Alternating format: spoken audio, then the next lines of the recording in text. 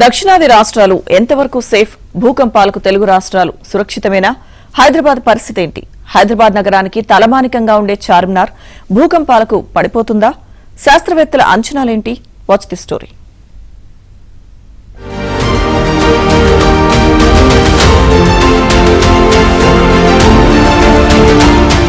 Myanmar కంటే భారీ భూకంపం వస్తుందా?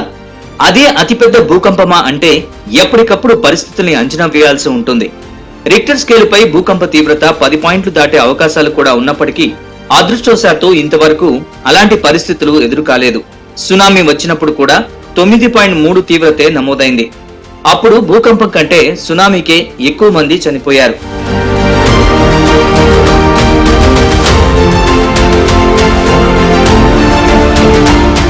భూకంపం ప్రభావం భారత్ మీద ఉంటుందా అంటే కొన్ని ప్రాంతాలపై తీవ్రంగా ఉంటుంది అనడంలో సందేహం లేదు. భూకంపాల తీవ్రత ఉత్తరాదికి దక్షిణాదికి షిఫ్ట్ అవుతూ ఉంటుందని శాస్త్రవేత్తలు నిర్ధారించారు.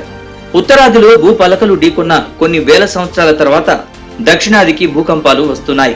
1905 కోయంబత్తూర్ వస్తూనే ఉన్నాయి.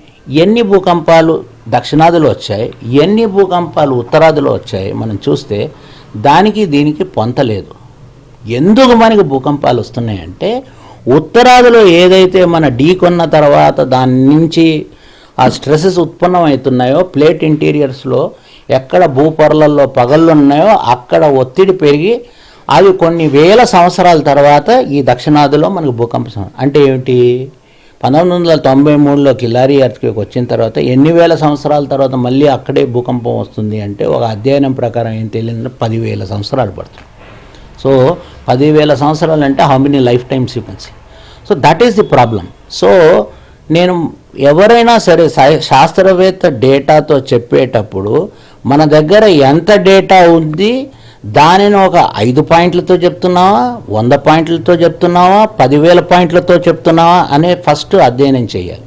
ఇప్పుడు మీరు ఇంకో ఆయన ప్రిడిక్షన్ గురించి చెప్పారు. ఆయన 100 ఎర్త్క్వేక్స్లో 18 ఎర్త్క్వేక్స్ ప్రిడిక్ట్ చేశారు. 18 ఎర్త్క్వేక్స్ ప్రిడిక్ట్ చేశాడు అని అంటుంటే ఎక్కడా బర్మాలో నేను భూకంపం వస్తుంది. బర్మా ఎంత పెద్ద కంట్రీ? బర్మాలో ఎక్కడొస్తుంది? బర్మాలో మీరు సైస్మిసిటీ ఇప్పుడు చూపించాను కదా, నెక్స్ట్ 2 monthsలో బర్మాలో ఆ సగాయింగ్ ఫాల్ట్లో ఇంకో 100 ఎర్త్క్వేక్స్ వస్తాయి. ఎందుకంటే ఆఫ్టర్ షాక్స్ వస్తాయని నాకు తెలుసు. But that doesn't serve any purpose. So తీవ్రత ఇంపార్టెంట్ ఏమిటి అంటే ఒక శాస్త్రీయ పరంగా మనం చెప్పగలిగితే దాన్ని ఆ థియరీని తీసుకోగలుగుతారు.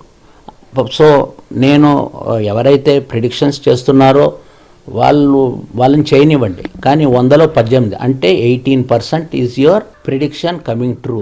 హైదరాబాద్ కు భూకంప భయం ఉందని చాలా మంది ఆందోళన చెందుతూ ఉంటారు. వాస్తవానికి అంతగా భయపడాల్సిన పని లేదు. గత 100 సంవత్సరాల నుంచి భాగ్యనగరానికి చుట్టుపక్కల భారీ భూకంపం రాలేదు. 1-2 భూకంపాలు వచ్చినా కూడా పెద్దగా డ్యామేజ్ జరగలేదు. అలాగని ఇష్టానుసారం భవన నిర్మాణాలు చేపడితే మాత్రం ప్రమాదం పొంచి ఉన్నట్లేనని గుర్తుంచుకోవాలి. భూకంపాలు తట్టుకునే విధంగా నిర్మాణాలు జరిపితే చాలా వరకు సేఫ్ గా ఉండొచ్చు. అన్ఫార్చునేట్లీ హైదరాబాద్ మనం చుట్టుపక్కల వెళ్తే మనకి చాలా ఏంటంటారు రగెడ్ టెరెన్, అంటే మనకి హిల్స్ కనిపిస్తాయి. ఆ హిల్స్లో మనం ఇప్పుడైతే గచ్చిబౌలి ఏరియాలో అంతా బిల్డింగ్స్ వచ్చాయి. ఆ వెస్ట్లో వెళ్తే ఎస్పెషలీ ఒక రాక్ పైన ఇంకొక రాక్ పరిచయం ఉంటుంది. సో దీని ద్వారా మనకి ఏం తెలుస్తుంది? వీటిని ప్రికేరియస్ రాక్స్ అంటారు. ఒక సియరా నివాడా యుఎస్లో ఒక ప్రొఫెసర్ జేమ్స్ బ్రూన్ అని దీన్ని అధ్యయనం చేశాడు. చేసి ఏమన్నాడంటే ఇలాంటి రాళ్ళు ఇలా ఉన్నాయి అంటే మనం ఇలా కొంచెం ఫోర్స్ పెడితే అవి కింద పడిపోతాయి. అంటే భూమి అంత ఫోర్స్తో ఇక్కడ కంపించలేదు. గత 100 సంవత్సరాల నుంచి భూకంపం ఈ ఏరియాలో రాలేదని ఒక అధ్యయనం చేసి చెప్పగలుగుతాం మనం దాని ద్వారా. అంటే ఏంటంటే ఈ రాళ్ళ మధ్యలో ఏదైతే సిలికా, ఎందుకంటే ఇవన్నీ గ్రానైట్, దాన్ని డేట్ చేస్తారన్నాడు.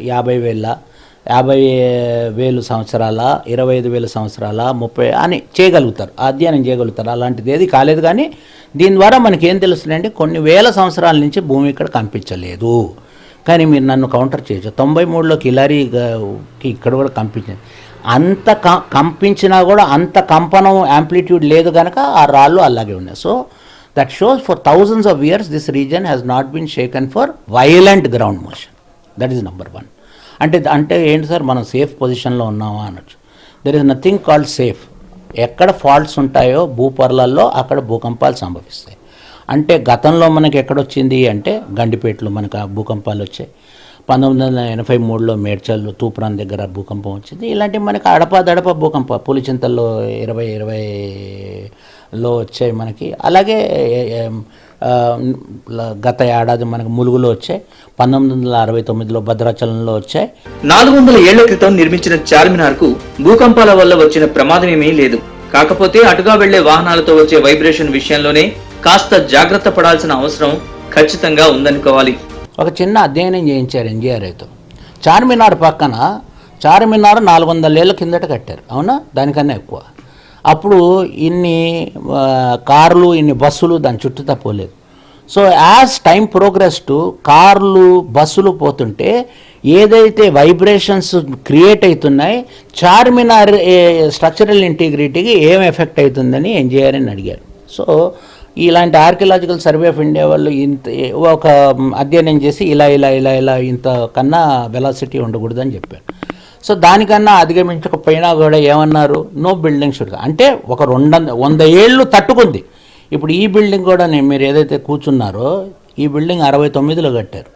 సో దిస్ ఇస్ 2029 అంటే 60 ఏళ్ళు.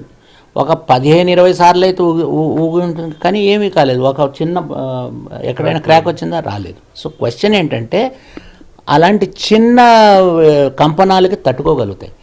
ఓన్లీ ఒక మ్యాగ్నిట్యూడ్ దాటిన తర్వాత ఆ స్ట్రక్చర్ రెస్పాన్స్ ఎలా ఉంటుంది అని. భూకంపాలతో ప్రస్తుతం ఇబ్బంది లేదని ధైర్యంగా కూర్చుంటే సరిపోదు. భవిష్యత్ తరాలకు అటువంటి భయం లేకుండా చూసుకోవాలంటే ఇప్పుడు మనం జాగ్రత్త పడాలి. భారీ జల విద్యుత్ ప్రాజెక్టుల నిర్మాణం పర్యావరణాన్ని దెబ్బతీయడం, భూమి కోతకు గురయ్యే పరిస్థితులు సృష్టించడం లాంటివి చేయకుండా ఉంటే మంచిదన్నది శాస్త్రవేత్తల అభిప్రాయం.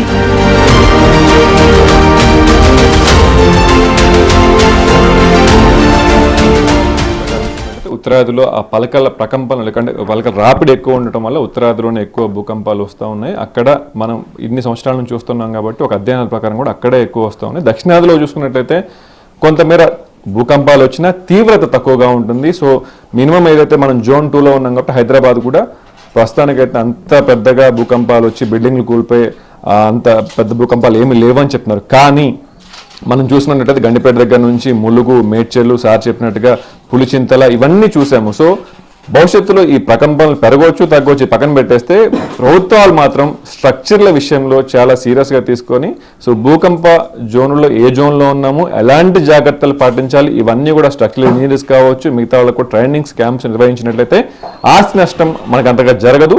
ఆస్తి నష్టం జరగకపోతే ప్రాణ నష్టం కూడా జరగదు. కాబట్టి సో ప్రభుత్వం కూడా ఈ భూకంప కేంద్రాలు ఎక్కడైతే ఉన్నాయో ప్రకంపాలు ఎక్కడైతే వస్తూ ఉన్న ఆ జోన్స్ని పట్టేసుకొని సో ఇండియన్ గవర్నమెంట్ అక్కడ వాళ్ళందరూ కూడా ట్రైనింగ్స్ ఇవ్వాలి స్ట్రక్చర్ల గురించి అని కూడా చెప్తున్న పరిస్థితి కనిపిస్తుంది. సో వీడియో జర్నలిస్ట్ పవన్తో ప్రవీణ్, ఇబ్న్ జ్యోతి, హైదరాబాద్.